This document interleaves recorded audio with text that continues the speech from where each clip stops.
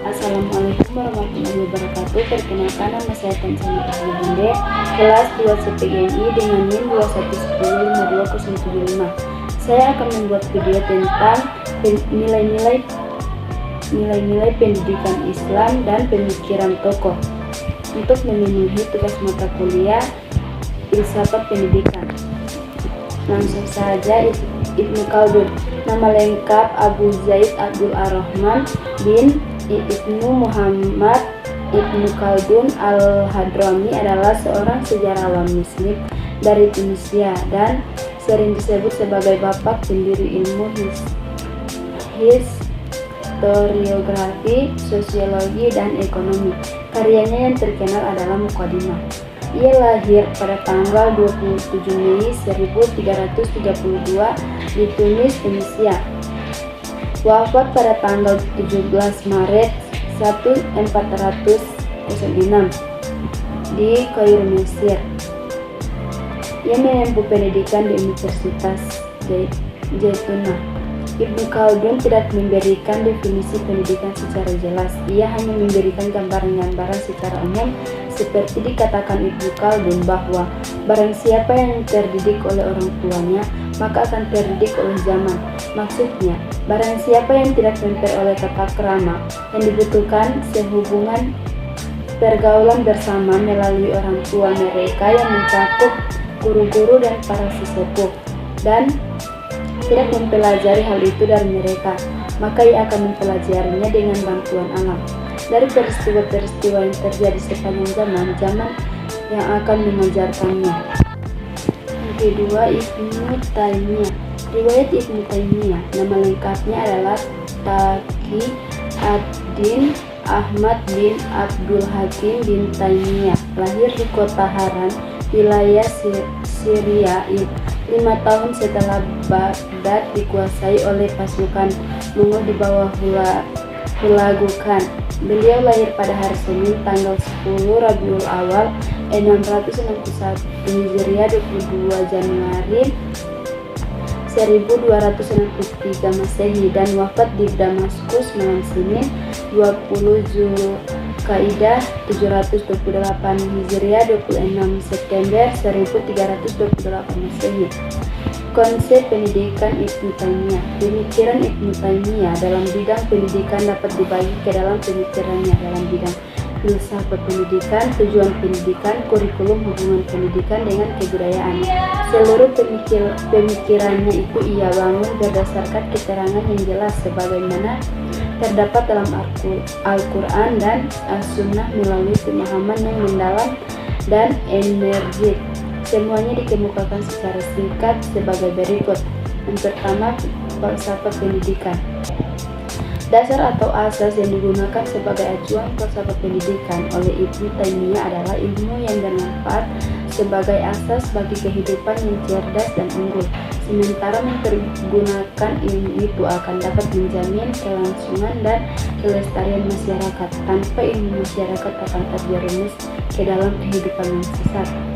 Kedua, tujuan pendidikan. Tujuan pendidikan diarahkan pada terbentuknya pribadi muslim yang baik, yaitu seorang yang berpikir, merasa, dan bekerja pada berbagai lapangan kehidupan pada setiap waktu sejalan dengan apa yang diperintah Al-Quran dan As-Sunnah. Yang ketiga, kurikulum. Menurut Ibnu Taimiyah, kurikulum atau materi pelajaran yang utama yang harus diberikan kepada anak didik adalah mengajarkan putra-putri kaum muslimin sesuai yang diajarkan Allah kepadanya, dan mendidiknya agar selalu patuh dan tunduk kepada Allah dan Rasul-Nya.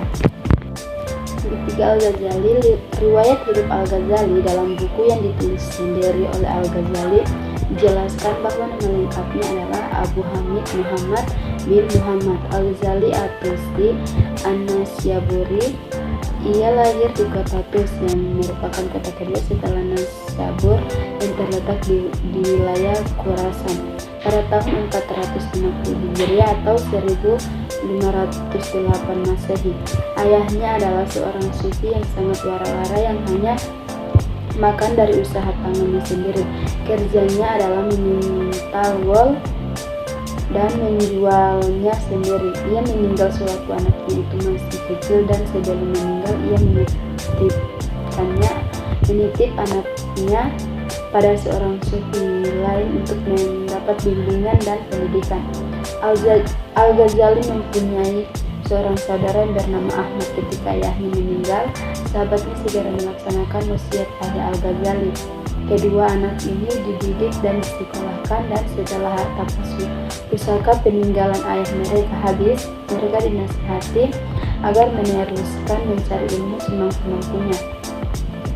Pemikiran Al-Ghazali tentang pendidikan Islam. Suatu hal yang menarik dari Al-Ghazali adalah kecintaannya dan perhatiannya yang sangat besar terhadap moralitas dan pengetahuan, sehingga ia berusaha untuk mengabdikan hidupnya untuk mengarungi samudra keilmuan, berangkat dari dahaga akan ilmu pengetahuan, serta keinginannya untuk mencapai keyakinan dan mencari hakikat kebenaran, sesuatu yang tidak pernah puas. Ia terus melakukan pengembaraan intelektualitas, filsafat, ilmu kalam, tasawuf, dan lain-lain.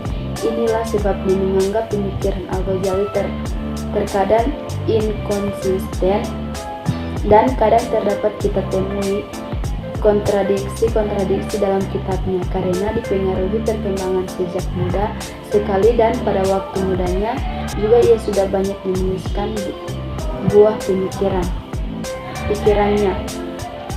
Dalam kaitannya terhadap pendidikan, Al-Ghazali memberikan pengertian yang masih global, selain karena memang dalam kitabnya yang paling masyhur atau Ihya Ulumuddin tidak dijelaskan secara rigid tentang pendidikan, sehingga kita hanya bisa mengumpulkan pengertian pendidikan menurut Al-Ghazali yang dikaitkan lewat unsur-unsur pembentukan pendidikan yang ia sampaikan. Relevansi dengan pendidikan Islam sekarang, patut dibenarkan apa yang dikatakan Ismail Razi Al-Faruqi, bahwa inti masalah yang dihadapi umat Islam dewasa ini adalah masalah pendidikan, dan tugas terberatnya adalah memecahkan masalah tersebut. Keberhasilan dan kegagalan suatu proses pendidikan secara umum dapat dilihat dari outputnya, yakni orang-orang yang menjadi produk pendidikan.